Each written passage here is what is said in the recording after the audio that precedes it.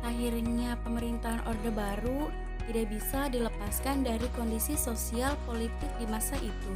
Pasca penumpasan G30 SPKI, pemerintah ternyata belum sepenuhnya berhasil melakukan penyelesaian politik terhadap peristiwa tersebut. Kondisi ini membuat situasi politik tidak stabil. Kepercayaan masyarakat terhadap Presiden Soekarno juga semakin menurun. Naiknya Soeharto ke kursi kepresidenan tidak dapat dilepaskan dari peristiwa Gerakan 30 September 1965.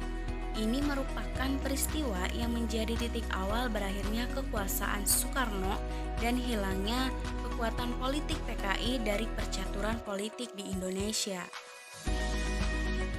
Untuk mengatasi krisis politik yang memuncak pada tanggal 11 Maret 1966, Soekarno mengadakan sidang kabinet, yang dimana sidang ini ternyata diboikot oleh para demonstran yang tetap menuntut Presiden Soekarno agar membubarkan PKI.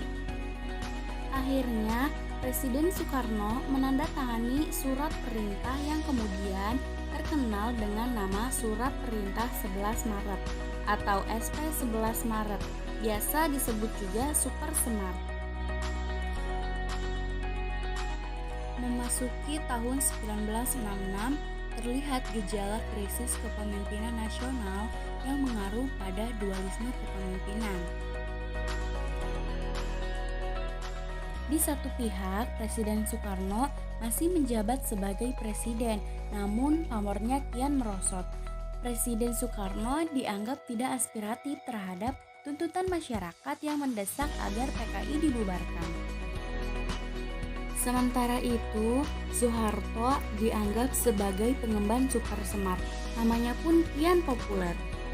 Meskipun Soekarno masih memimpin sebagai pemimpin kabinet, tetapi pelaksanaan pimpinan dan tugas harian dipegang oleh Soeharto. Kondisi ini berakibat pada munculnya dualisme kepemimpinan nasional, yaitu Soekarno sebagai pemimpin pemerintah sedangkan Soeharto sebagai pelaksana pemerintah.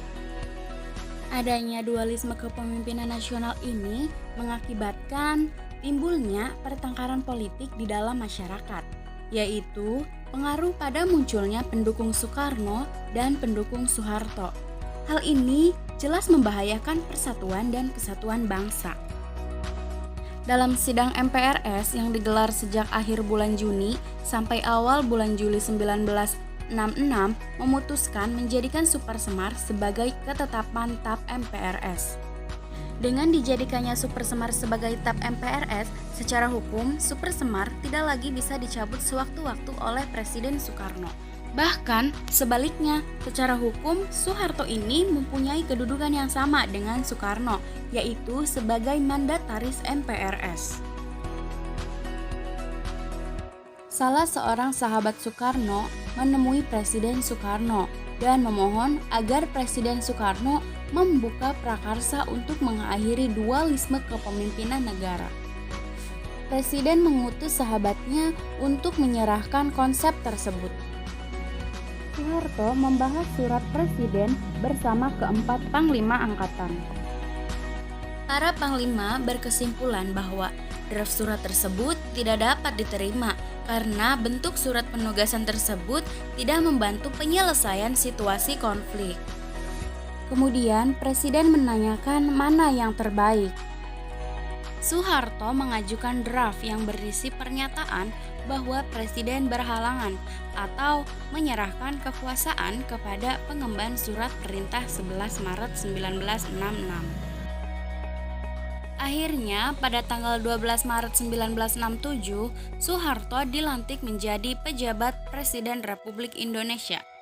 Setelah setahun menjadi pejabat presiden, Soeharto dilantik menjadi Presiden RI pada tanggal 27 Maret 1968 dalam sidang umum 5 MPR.